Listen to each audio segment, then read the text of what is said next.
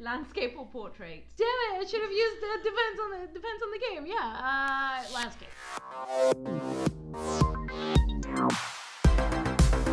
You're listening to Level Up with Melissa Zalou. So today on the show we have Carissa Gonzalez from Pixelberry with us. Carissa, thanks for being here. Thank you for inviting me. So I kind of want to kick off by having you tell us a little bit about yourself. Today you're Senior Marketing Manager at Pixelberry. Before that you worked at CrowdStar. How did you kind of get into the gaming industry? So I moved to London to do my master's, and basically the school that I did my master's, you can rotate to different campuses. So I was in London for a year, and then I decided to rotate to San Francisco because I wanted to be in digital marketing. I actually used to do consulting back home as a side gig, and I realized that digital marketing was where the industry was moving to. And when I graduated here in San Francisco, I found a job posting on Indeed, and everything that they described about CrowdStar in that post, I was like, I love that. That's the type of environment that I want to grow in the industry. And I contacted them because it was for an actual UA manager role, but I had no previous experience. And the recruiting person was like, well, you know, we already filled that role, but we have an internship position available, and it's a great way to put your foot into the industry. And that basically was the beginning of it all. As the years passed by, I started gaining more and more experience. It was great because everybody there was willing to share knowledge. So one of the first things I learned was never trust the data. They were like, you know, if it's good, question it. If it's bad, question it too. Everything, just question it. If it's out of trend, question it. Data's becoming a key component for UA managers today. I don't think you can really survive without it. Yeah, you can't do UA without taking a deep dive into your numbers. Were you a numbers person? Not at all. I actually grew up in a sales environment, and it was a numbers thing, but not actually projecting LTV or mapping out maturity curves or that level of knowledge. But I think something interesting about this industry is that you hit the ground running. The other day at Pixelberry, we were talking about creative strategy, and one of our seniors said, if you're doing UA and you don't get one complaint at all, you're not doing your job right. Because we want to do all of our decisions. You want to still be on brand, but you also want to be data driven. So it's a challenge to find that balance. And I think that's definitely a challenge for a lot of UA managers out there, especially when there's a very specific voice that you want your brand to contain.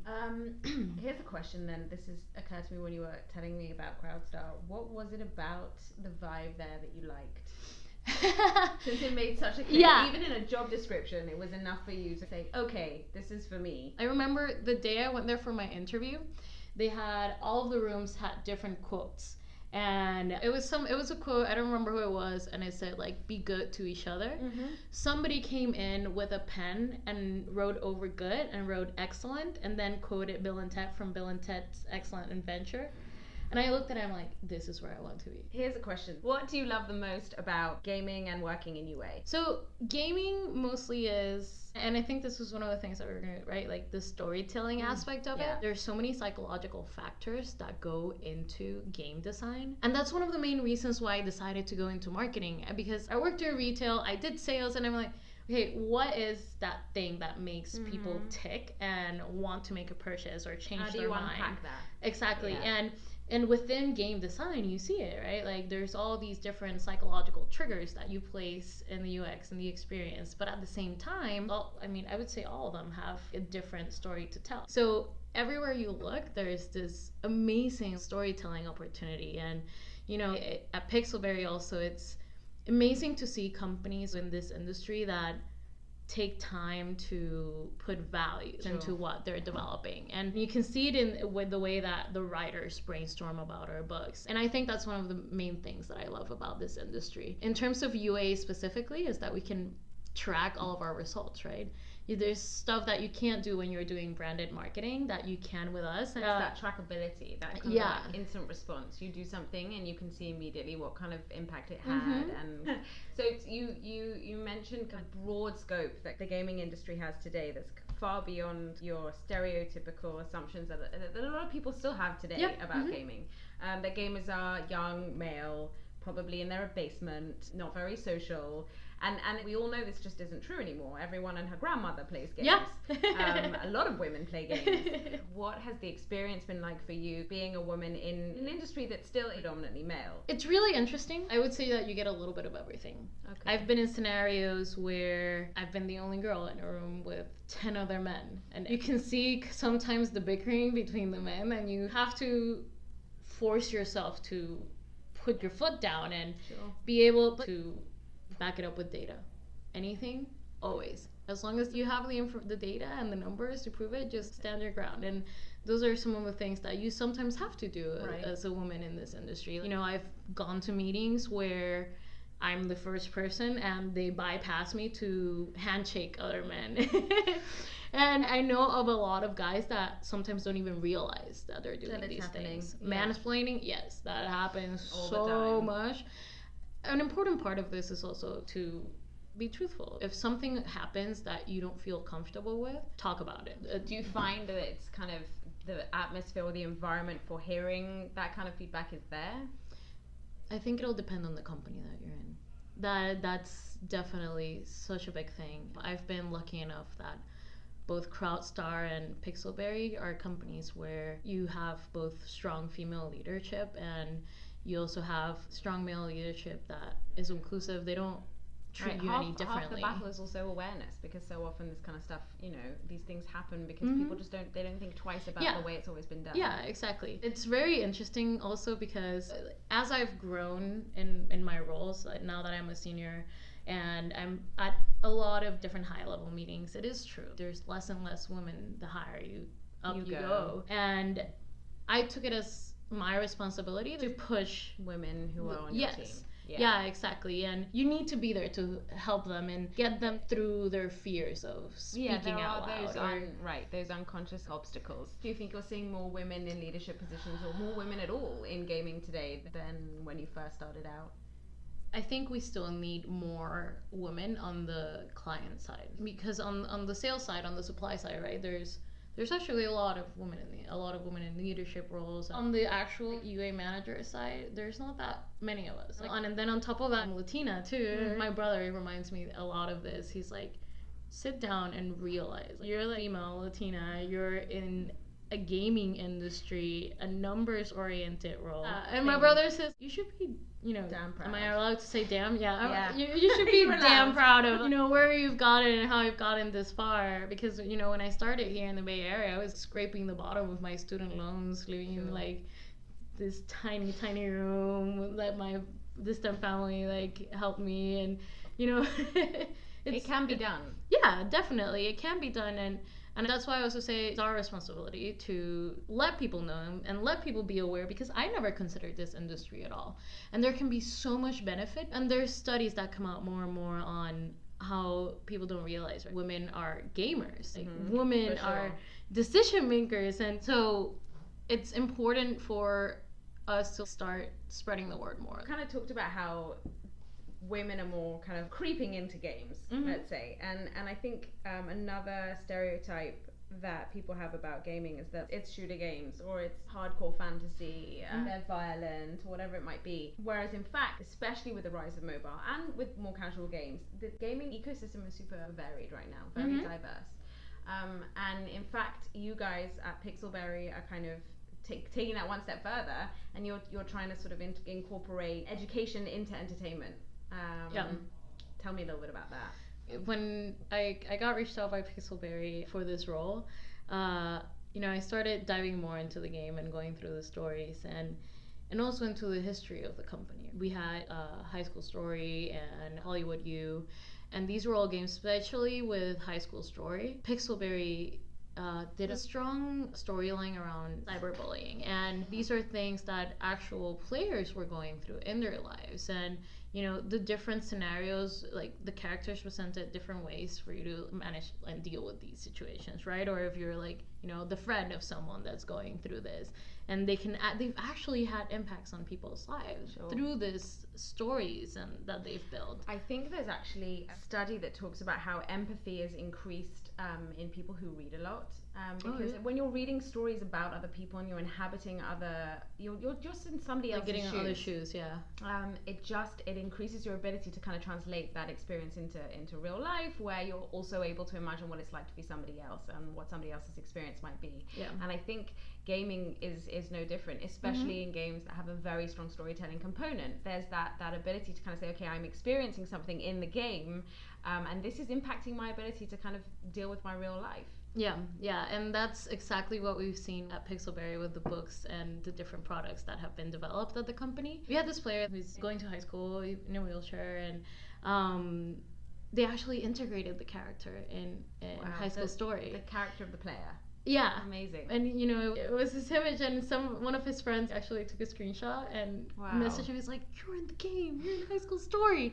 And it's that part. It's that part that fills you with joy to know that the product that you're working with not only tells this amazing story, it also is impacting people's life. And through these games, people actually get to live their stories out. It's the same way where you see like people do all these fan-made trailers on YouTube for the books. Yeah. So this is like an actual version, like the book you're actually seeing images, and the art is beautiful, and the characters, they really take time into developing them. And we have writing teams, and each team has different areas that they focus on, but they all have somebody that has had experience in the industry that's helping them also grow as writers. And you can see how each team grows in their writing style, and it's amazing. This is for choices. Yeah, for choices. So this is super interesting because this is sort of like, you're living through stories that happen kind of episode by episode. Yes. So tell us a little bit about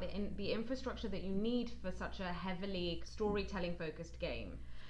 I don't know that every game has writers, teams of writers. Yeah, so I think part of it is that you have these writers that are not writing for the money. They're writing because they're actually involved in the storylines. They're actually involved with the characters, and they're able to provide a lot more depth than if you were only designing a game for IAP. Right.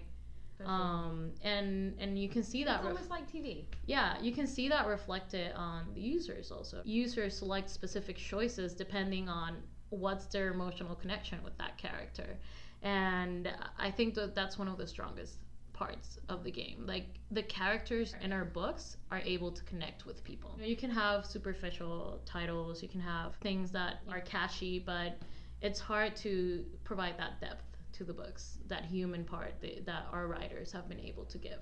So I'm curious to know if all that extra content helps make UA a more creative activity, because you have eons more content to leverage than your average. I think that was a nice transition from working with the Covet and Design Home titles where everything is flat and there's only so much you can do. Here we have all these different stories that we can adapt and make clips. So something that we're focusing on right now is, okay, so where in the data can we identify parts of the books that do really well? Yeah, it's a challenge also, because you're like, well, this decision did really well because people were really connected to this character, and if you haven't gone through the books, you can't really implement it. But it opens the door for you to do so many fun things, focus on the relationship aspect, or focus on the characters that are going through different scenarios in life, like having babies, or like high school and all the pains of high school. Right now we launched High School Story as a book in choices. Okay. Yeah, and that was a really fun one to work on. Basically, we kind of repurpose High School Story ads also, but you have all the stereotypes, like the jock, the cheerleader, so we're testing all these different characters and different ways to put them together, and the images and the backgrounds, and I think that's the funnest part. You just have a world of content to work with. It's also really good that it's owned content by us, because we are the ones owning the voice, and we don't have to go through multiple approval process by the bigger brand, which allows you, in UA you need to be so nimble, you need to be fast, you need to be constantly refreshing, coming up with new concepts, and it definitely helps you out with that. When you are first looking at your UA strategy, what's that process like for you? So usually it depends a lot on what the company goals are. It filters down, right? You know, what are revenue goals, what like projected for each one of the quarters throughout the year, and then you base that on, okay, how many installs based on the day 7 LTVs or the day 30 LTVs within the measure of a month. How many installs do you need to bring in this month to hit your overall quarter goals, and how constantly readjusting those numbers, because in this industry, you know, there's always some sort of fire that appears. Right. Like whether it's Facebook wanting to not share IDFAs and Google Ad IDs with their advertisers, or like, there's always something happening.